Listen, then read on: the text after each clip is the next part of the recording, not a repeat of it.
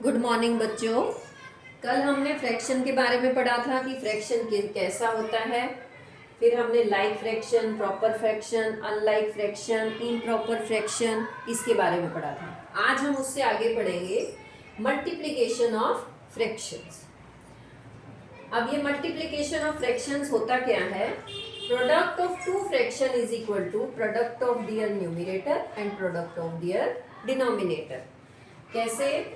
मान लो आपके पास है एक वैल्यू 2/3, ठीक है, और दूसरी वैल्यू जो है वो है मान लो 3/4, कुछ भी एज्यूम कर लो। जब आप इसको मल्टीप्लाई करोगे तो आपको कैसे मल्टीप्लाई करना है? ऊपर वाली वैल्यू ऊपर से मल्टीप्लाई होगी और नीचे वाली वैल्यू नीचे वाले से मल्टीप्लाई होगी। तो 2 3 जा 6 एंड 3 4 जा 12, ठीक है। अगर वो ये बोले कि भी आप इसको स्टैंडर्ड फॉर्म में बताओ तो यहाँ पर ये वैल्यू कट भी रही है। 6 1 जा 6, 6 2 जा 12, तो ये 1/2 आंसर आ गया। अगर वो नहीं कहता है कि स्टैंडर्ड फॉर्म में बताओ तो आप 6/12 आपका आंसर हो जाता है। तो ये क्या कह रहा है? जब आप दो फ्रैक्शन को मल्टीप्लाई करोगे तो मल्टीप्लाई कैसे करना है? ऊपर वाले को ऊपर वाले से और नीचे वाले को नीचे वाले से मल्टीप्लाई करना है। तो product of their numerator and product of their denominator. अब है नेक्स्ट जो है रेसिप्रोकल ऑफ ए फ्रैक्शन। इसमें कुछ प्रॉपर्टीज है रेसिप्रोकल से रिलेटेड, तो हम वन बाय वन उनको पढ़ेंगे। The reciprocal of a fraction is obtain by interchanging it's numerator and denominator. अब जो ये पहला पॉइंट है उसको देखो क्या कह रहा है। मान लो आपके पास फ्रैक्शन है 2/3, तो रेसिप्रोकल क्या होगा इसका?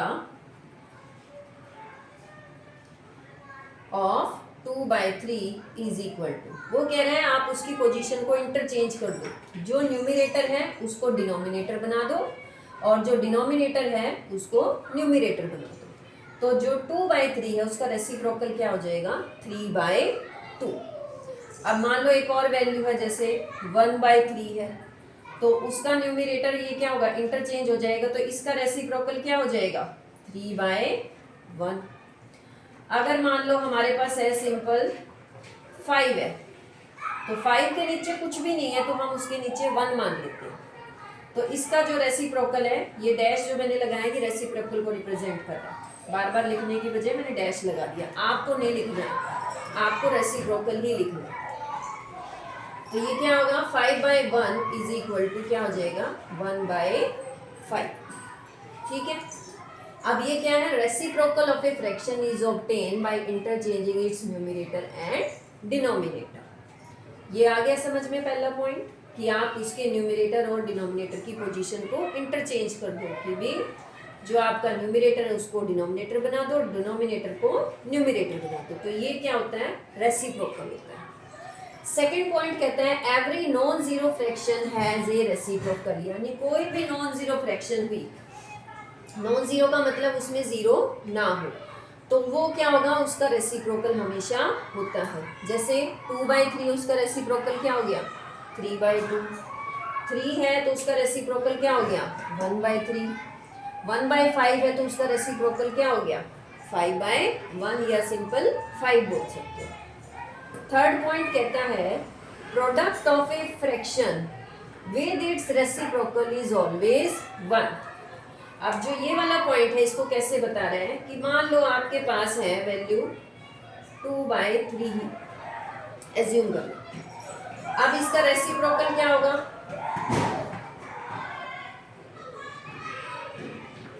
3/2 हो जाएगा।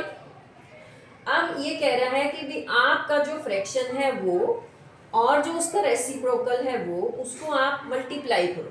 तो 2/3 को मल्टीप्लाई किया मैंने 3/2 से, मैंने अपने आप कोई भी वैल्यू सोची है। जब आप इन दोनों को मल्टीप्लाई करोगे तो वो हमेशा क्या होगा? 1 होगा। कैसे होगा? 3 को 3 से कट कर दिया, 2 को 2 से कट कर दिया।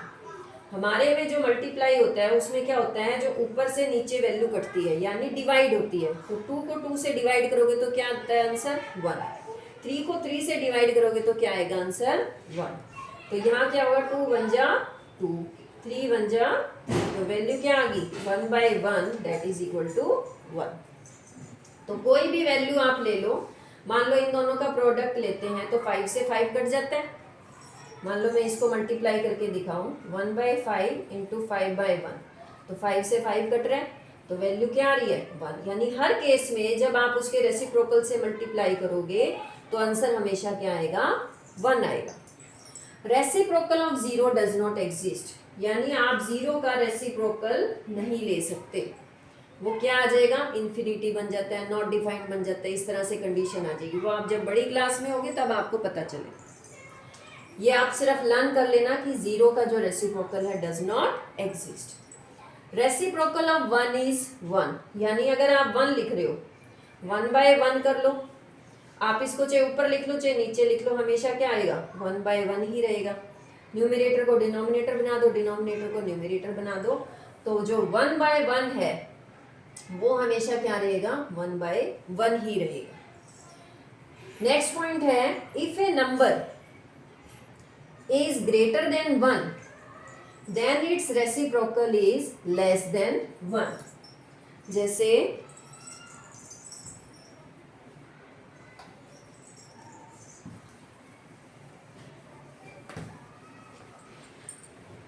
आपके पास कोई भी नंबर दे रखा है जो 1 से बड़ा है, 1 से बड़ा मान लो 5 दे दिया, तो जब आप इसका रेसिप्रोकल लोगे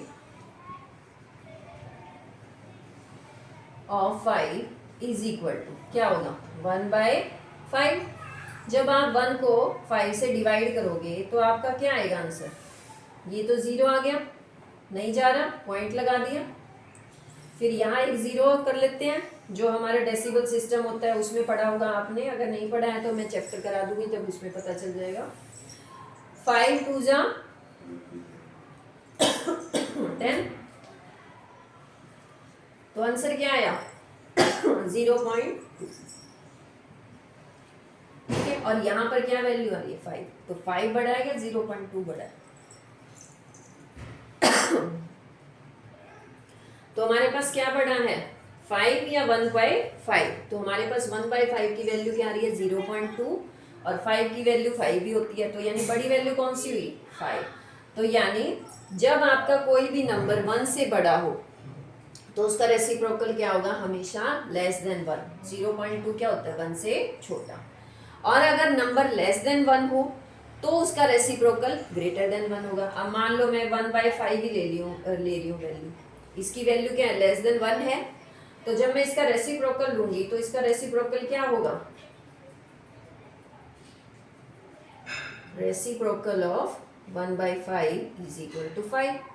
तो ऑटोमेटिकली देखो 1/5 की वैल्यू तो 0.2 थी, और जब मैं इसका रेसिप्रोकल ले रही हूँ तो क्या आ रहा है 5/1, यानी ये क्या है बड़ा है। तो जब आप रेसिप्रोकल लेते हो तो बड़ी वैल्यू छोटी हो जाती है और छोटी वैल्यू बड़ी बन जाती है। अब हम कुछ क्वेश्चन करेंगे। क्वेश्चन है हमारे पास मल्टीप्लाई दिस वैल्यू, आपको मल्टीप्लाई करना है इस वैल्यू को। तो आप इसको ऐसे तो मल्टीप्लाई कर नहीं सकते क्योंकि ये किस फॉर्म में है मिक्स्ड फ्रैक्शन में। तो पहले आपको इसको क्या बनाना है फ्रैक्शन में कन्वर्ट करना है। तो फ्रैक्शन में कन्वर्ट करोगे तो क्या करोगे, हमें क्या करना होता है इसको मल्टीप्लाई करना होता है दोनों को, और ऊपर वाला होता है उसको क्या करते हैं ऐड करते हैं, और अपॉन में जो इसका डिनोमिनेटर है वही लिखा जाता है इनटू, फिर इसी तरह से करेंगे 4 × 3 + 1/4। ठीक है, तो ये कितना आया 49 + 1/7 × 12 + 1/4। तो वैल्यू क्या आ गई 50/7 × 13/4। अब देखो किसी से कट रहा है ये 2 2 जा 4, यहाँ क्या आ जाएगा 25, 25 2 जा क्या होता है 50। अब किसी वैल्यू से नहीं कट रहा तो आप इसको सिंपली मल्टीप्लाई कर लो, तो ये वैल्यू कितनी आ गई, आप इसको मल्टीप्लाई करो 25 और 13 को, 3 5 जा 15, रफ में करना है ये, 3 5 जा 15, 1 कैरी लिया, 3 2 जा 6 और एक 7 फिर यहाँ 1 5 जा 5, 1 2 जा 2, तो वैल्यू क्या आ गई 7 और 5 12, 2 और 3 325। तो वैल्यू आपके पास क्या आ गई है 325/40। अब इसने ये नहीं बोला है कि आप इसको मिक्स फ्रैक्शन में कन्वर्ट करो, तो आप इतना ही छोड़ सकते हो। नेक्स्ट क्वेश्चन में उसने बोला है multiply and convert into mixed fraction, कि आप उसको मिक्स्ड फ्रैक्शन में कन्वर्ट करो। तो अब देखो इसको हम करते हैं पहले मल्टीप्लाई। अब 7 के नीचे कुछ नहीं है तो आप 1 लगाओ, ठीक है, पहला काम यही करो। फिर आप इसकी वैल्यू निकालोगे तो क्या आएगा, देखो ध्यान से, जब ये 7/1 है, जब मैं यहाँ करके दिखाती हूँ, इसको हम पहली लाइन में ये करते हैं, ठीक है। सेकेंड लाइन में आप देखो क्या ये एक दूसरे से कट रहे हैं, ऊपर वाली वैल्यू को नीचे वाली वैल्यू से देखो और नीचे वाली वैल्यू को ऊपर वाली से देखो। तो अब ये 7 और 56 ये कट रहा है, क्या होता है 7 8 जा 56, कट गया। अब वैल्यू क्या आई है हमारे पास 5 × 1 5, इसको ऐसे लिख सकते हो 1 × 5 बच गया, और यहाँ क्या बच गया 1 × 8, तो ये वैल्यू क्या होगी 5/8। जब ऊपर हमारे पास छोटी वैल्यू और नीचे बड़ी वैल्यू, तो वो क्या होगा डिवाइड नहीं हो सकता, यानी वो किस फॉर्म में आ गया प्रॉपर फ्रैक्शन में। तो इसमें हम मिक्स्ड फ्रैक्शन में कन्वर्ट नहीं कर सकते, तो आपका आंसर यही रहेगा, ठीक है। उसने चाहे बोला है कि मिक्स्ड फ्रैक्शन में कन्वर्ट करो, जब वो है बन ही नहीं सकता तो आप उसको उतना ही छोड़ दोगे। सेकेंड क्वेश्चन में देखो, अब वही सेम ऐसे ही है, 45 को आप पहले क्या करो 1 लगाओ इंटू 2/20। अब देखो क्या ये कट रहे हैं आपस में, 2 1 जा 2, 2 10 जा 20। यहां से देखो 45 क्या है 5 9 जा 45, 5 2 जा 10। तो अब ऊपर वाली लाइन में क्या बचा 9 × 1, नीचे वाली लाइन में क्या बचा 2 × 1। तो आप इसको कैसे लिखोगे 9 × 1/1 × 2, वैल्यू आ गई। यहाँ पर क्या आ जाएगा 9/2। अब देखो ऊपर क्या है बड़ी वैल्यू और नीचे छोटी वैल्यू, यानी ये क्या है इम्प्रॉपर फ्रैक्शन। तो इम्प्रॉपर फ्रैक्शन में आप उसको डिवाइड कर सकते हो, क्योंकि ये क्वेश्चन में पूछ सकता है कि क्या ये प्रॉपर फ्रैक्शन है, क्या ये इम्प्रॉपर फ्रैक्शन है। तो आपको डेफिनेशन पता होगी तो आप बता सकते हो कि ये इम्प्रॉपर है प्रॉपर है। कल वाली जो क्लास हुई थी मैंने आपको उसमें सारी बातें बताई थी। तो अब इसमें आप इसको डिवाइड करो, तो ये 9 को 2 से आप रफली डिवाइड कर लो, 9 को बीच में रखा 2 से डिवाइड किया, 2 4 जा 8, क्या बच गया 1 रिमाइंडर बच गया। तो जो हमारा ये 4 है उसको हम कहाँ रखते हैं बीच में, इस लाइन के बीच में, और जो रिमाइंडर होता है उसको कहाँ रखते हैं ऊपर, और इसको कहाँ रखते हैं नीचे। ये क्यों रखा है, ये फार्मूला बनाया हुआ है कि जब आप इसको मल्टीप्लाई करोगे तो बीच वाली वैल्यू ही बनेगी। देखो 4 2 जा 8 हमने किया था, नीचे वाले को इससे क्या कर रहे थे मल्टीप्लाई कर रहे थे और ऊपर वाला ऐड कर रहे थे। तो 4 2 जा 8 करके देखो वही आ रहा है, 4 2 जा 8 + 1/2 = 9/2, वही वैल्यू आ रही है। तो ये क्या होता है, इसको किस में कन्वर्ट किया हमने मिक्स्ड फ्रैक्शन में। तो इस तरह से क्वेश्चन, अब जैसे ये वाला अगर इसी क्वेश्चन में पूछ लेता कि आप इसको मिक्स्ड फ्रैक्शन में करो, तो आपको क्या करना पड़ेगा 325 को डिवाइड करना पड़ेगा 14 से, ठीक है। तो आप इसको डिवाइड करोगे और फिर इसको मिक्स्ड फ्रैक्शन में कन्वर्ट करके करोगे। अब नेक्स्ट क्वेश्चन देखो, नेक्स्ट क्वेश्चन है सिंप्लीफाई करना। आपको ये वैल्यू दी हुई है, आपको इसको सॉल्व करना है। देखो अब इसमें हमारे पास ये क्या दी हुई है ब्रैकेट। मैंने आपको वर्ड मास का जो रूल बताया था उसमें क्या सॉल्व करना है, सबसे पहले ब्रैकेट, फिर ओ मतलब ऑफ, और डी मतलब डिवीजन, एम से मल्टीप्लाई, ए से एडिशन, एस से सब्ट्रैक्शन। अब इसमें देखो पहले हमारे पास क्या है ब्रैकेट, तो ब्रैकेट को सॉल्व करें। तो इसमें हमारे पास सबसे पहले क्या लेंगे 9 और 45 का एलसीएम, क्योंकि इनके जो डिनोमिनेटर है वो क्या है सेम नहीं है। तो अब इसको देखो किस पर जाएगा, ये 2 से तो जा नहीं रहा, 3 से चेक करो, 3 3 जा 9, और ये क्या आ जाएगा 15। डिवाइड करो 45 को तो 15 आएगा। फिर 3 से जा रहे हैं, 3 1 जा 3, फिर 3 5 जा 15। अब ये किस पर जा रहा है, 5 पर, 1 1। अब ये वैल्यू कितनी आई है हमारे पास नीचे, एलसीएम क्या आ जाएगा, 3 इंटू 3 इंटू 5 यानी 45। ठीक है, तो अब हमारे पास वैल्यू क्या आई, 45। अब 9 को 45 से क्या करना है, डिवाइड करना है, तो वैल्यू क्या आई, 5। तो 5 इंटू 5, जो हमारे पास इसकी वैल्यू आती है क्वेश्चन में आता है, उसको हमें ऊपर वाली वैल्यू से मल्टीप्लाई करना होता है। माइनस 45 को 45 से डिवाइड करोगे तो क्या आ जाएगा, 1, और ऊपर वाले से उसको क्या करते हैं, मल्टीप्लाई। ठीक है, इंटू 5/3। ठीक है, अब इसकी वैल्यू क्या आ गई, 25 माइनस 12/45 इंटू 5/3। अब 25 में से 12 को माइनस करो तो वैल्यू क्या आ जाएगी, 5 माइनस 2 3, 2 माइनस 1 1 अपॉन में 45 इंटू 5/3। अब 5 का देखो 45 से कट रहा है, उसकी टेबल में आ रहा है, तो 5 1 जा 5, 5 9 जा 45। तो वैल्यू क्या आ गई, 13 इंटू 1 अपॉन में 9 इंटू 3। ये वैल्यू कितनी आई, 13 अपॉन में 27। अब देखो, अगर ऊपर बड़ी वैल्यू होती तो हम इसको डिवाइड करते, लेकिन ऊपर बड़ी वैल्यू नहीं, ऊपर छोटी वैल्यू होती, इट मीन्स ये क्या आ गया, प्रॉपर फ्रैक्शन आ गई, तो हम इसको आगे सॉल्व नहीं कर सकते। ठीक है, अब इसी से मिलता जुलता एक और क्वेश्चन करा देती हूँ तो आपको थोड़ा और क्लियर हो जाएगा। इसमें देखो 2 के नीचे कुछ भी नहीं है, तो आप इसको क्या करोगे, पहले 1 बनाओगे ताकि आपको आसानी हो। ठीक है, फर्स्ट स्टेप हमने ये किया। सेकेंड स्टेप में देखो दोनों के डिनोमिनेटर अलग अलग हैं, तो हमें क्या करना है, एलसीएम निकालना है। अब देखो 5 और 1 का एलसीएम अगर आप निकालते हो तो 5 1 जा 5 यानी 5 ही निकलेगा, तो निकालने की कोई ज़रूरत नहीं होता। जब 1 और 5 करोगे तो 5 से ही जाएगा, 1 तो ऑलरेडी है ही, तो 5 1 जा 5, तो यानी आपका एलसीएम क्या आएगा, 5। तो यहाँ पर क्या आ जाएगा, एलसीएम 5। अब 1 को 5 से आप क्या करोगे, डिवाइड करोगे, तो 1 को किसी भी चीज़ से डिवाइड करो वही वैल्यू आती है, तो हमारे पास वैल्यू क्या आएगी, 5, और ऊपर वाले से उसको क्या करना है, मल्टीप्लाई।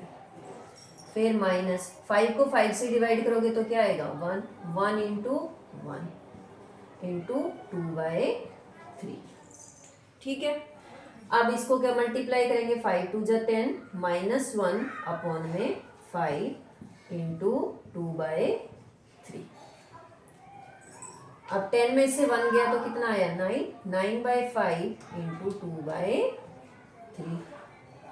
अब देखो कोई कट रहा है, 3 1 जा 3 3 3 जा 9, तो वैल्यू हमारे पास क्या आ गई, 3 इंटू 2/5 इंटू 1, तो ये वैल्यू कितनी आ गई, 6/5।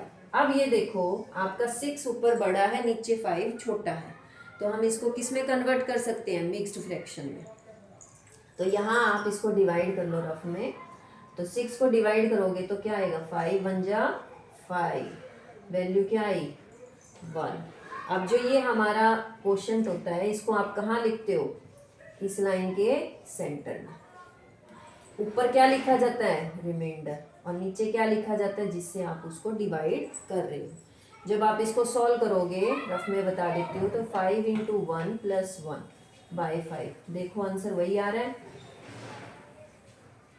यानी 6/5 ही आ रहा है। तो इट मीन्स आपका जो ये फ्रैक्शन बनाई है आपने, मिक्स फ्रैक्शन बनाई है, वो बिल्कुल ठीक है।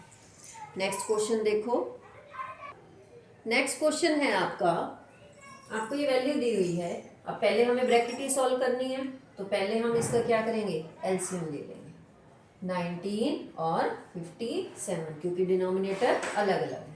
अब ये किस पर जा रहा है, देखो 2 से करेंगे तो नहीं जाएगा, 3 से करेंगे तो जा रहा है, देखो 7 + 5 क्या होता है, 12 12 3 की टेबल में आता है। तो ये आपके जो ये फॉर्मूले थे, ये आपने लोअर क्लास में पढ़े होंगे डिविजिबिलिटी के कि भी 2 से डिवाइड होने के पीछे क्या आता है, 3 से डिवाइड होने वाले के पीछे क्या आता है। अगर मान लो अभी आपको याद नहीं है तो आप ये देखो, ये 19 की टेबल में आ गया, तो 19 3 से 57 होता है, तो आप इसको 3 से करो तो ये 19 और ये क्या आ जाएगा इधर 19। अब ये देखो 19 है जो, वो क्या है हमारे पास, क्या होता है ऑड नंबर है, तो ऑड नंबर है और क्या है प्राइम नंबर भी है, तो इसमें हमारे पास ये क्या होगा 19 से ही डिवाइड होगा और किसी चीज़ से नहीं। तो अब इसका एलसीएम क्या आ जाएगा 3 into 19 that is equal to 57। ठीक है, एक चीज़ और ध्यान रखना, जैसे हम मान लो ये इसका क्या है मल्टीप्लाई में, जब से 19 3 जा 57 आता है, तो हमारे पास जब एलसीएम निकालते हैं तो हमेशा जो बड़ी वैल्यू होती है वो आती है, ये चेक कर लेना आप जब एलसीएम की प्रैक्टिस करोगे। तो यहाँ पर हमारे पास एलसीएम आ गया 57। अब 19 को 57 से डिवाइड किया तो क्या आया आंसर 3 को आपको क्या करना है 15 से मल्टीप्लाई करना है। इसी तरह से 57 को 57 से आप डिवाइड करोगे तो वैल्यू क्या आएगी 1 इंटू 12, ठीक है, इंटू 34/70। ये ऐसे कैसे चलेगा, क्योंकि पहले हमें ब्रैकेट सॉल्व करनी है। अब 15 3 जा कितना हो गया 45 प्लस 12 इंटू 1 12। आपको टेबल याद होनी चाहिए कम से कम 20 तक, तब आपको थोड़ा सा आसानी रहेगी। 57 इंटू 34/70। अब देखो ये वैल्यू कितनी आ रही है 5 और 2 7, 4 + 1 5 अपॉन में 57 इंटू 34/7। अब देखो ये कितना आया 45 12 और ये हमारे पास दोबारा से क्या आ गया 57। अब देखो 57 1 जा 57 और ये आपस में कट रहे हैं, 17 1 जा 17 17 2 जा 34। तो वैल्यू क्या आ जाती है हमारे पास 1 into 2/1 into 1 that is equal to 2/1। और 2/1 को हम क्या लिख सकते हैं, सिंपली 2 भी लिख सकते हैं। ठीक है, अब अगला देखो 6/1। पहले हम इसको 6/1 बना लेते हैं ताकि मल्टीप्लाई और एलसीएम लेने में आसानी हो। Into 1/4 plus 1/2 into 1/2। अब इसको ध्यान से देखो, पहले हमें क्या सॉल्व करना है बॉड मास के हिसाब से। मैं एक बार दोबारा लिख देती हूँ यहाँ। पहले हमें ब्रैकेट सॉल्व करनी है। ब्रैकेट देखो ये कट रहा है 2 2 जा 4 2 3 जा 6, तो वैल्यू क्या आई 3 इंटू 1/1 इंटू 2 प्लस 1/2 इंटू 1/। ठीक है, अब देखो 3 इंटू 1 कितना आ गया 3 और 2 इंटू 1 3/2, तो ब्रैकेट सॉल्व होगी प्लस 1/2 इंटू 1/2। अब बॉड मास के रूल के हिसाब से देखो इसमें एक प्लस साइन है और एक मल्टीप्लाई का साइन है, तो सबसे पहले हमें क्या सॉल्व करना पड़ेगा। अगर डिवीजन होता तो डिवीजन, पर उसके बाद क्या है मल्टीप्लाई, फिर एडिशन, फिर सब्ट्रैक्शन। तो पहले हमें क्या सॉल्व करना पड़ेगा मल्टीप्लाई, जो मल्टीप्लाई है जिन दोनों के बीच में पहले उसको सॉल्व करेंगे। तो 3/2 प्लस वाले को ऐसे ही छोड़ो, अभी इन दोनों को मल्टीप्लाई करो तो वैल्यू क्या आ गई 1/4। अब क्या करना है, दोनों का क्या है डिनोमिनेटर अलग अलग है, तो हम इनका क्या निकालेंगे एलसीएम। तो 2 1 जा 2 2 2 जा 4, तो ये क्या आ गया हमारा LCM 2 into 2 that is equal to 4। ठीक है, ये हमारा एलसीएम आ गया। अब एलसीएम आ गया तो हमारे पास ये वैल्यू रखेंगे यहाँ पर 4। 2 को 4 से डिवाइड करो तो वैल्यू क्या आती है 2, और ऊपर वाली वैल्यू से उसको क्या करना है मल्टीप्लाई। फिर इसी तरह से 4 को 4 से आप क्या करोगे डिवाइड करोगे, जो वैल्यू आती है उसको ऊपर वाली वैल्यू से मल्टीप्लाई करोगे। तो क्या आ गई वैल्यू 4 को 4 से डिवाइड किया तो वैल्यू आई 1, और ऊपर क्या लिखी हुई है 1, तो 1 इंटू 1। तो 3 into 2 6 plus 1/4 that is equal to 7/4। अब देखो ऊपर क्या है बड़ी वैल्यू, यानी ये क्या है इम्प्रॉपर फ्रैक्शन। तो हम इसको मिक्स फ्रैक्शन में कन्वर्ट कर सकते हैं। तो 7 को कहाँ रखेंगे, बीच में, और 4 से इसको डिवाइड करेंगे। तो 4 1 जा 4, 4 2 जा 8 होता है, तो 8 बड़ी वैल्यू है तो उससे नहीं कर सकते। तो ये क्या आ गया, 7 में से 4 को हम माइनस करेंगे तो वैल्यू कितनी आ गई, 3, यानी रिमाइंडर क्या बचा, 3। अब जो हमारे पास जो ये क्वोशंट होता है उसको कहाँ लिखते हैं हम, इस लाइन के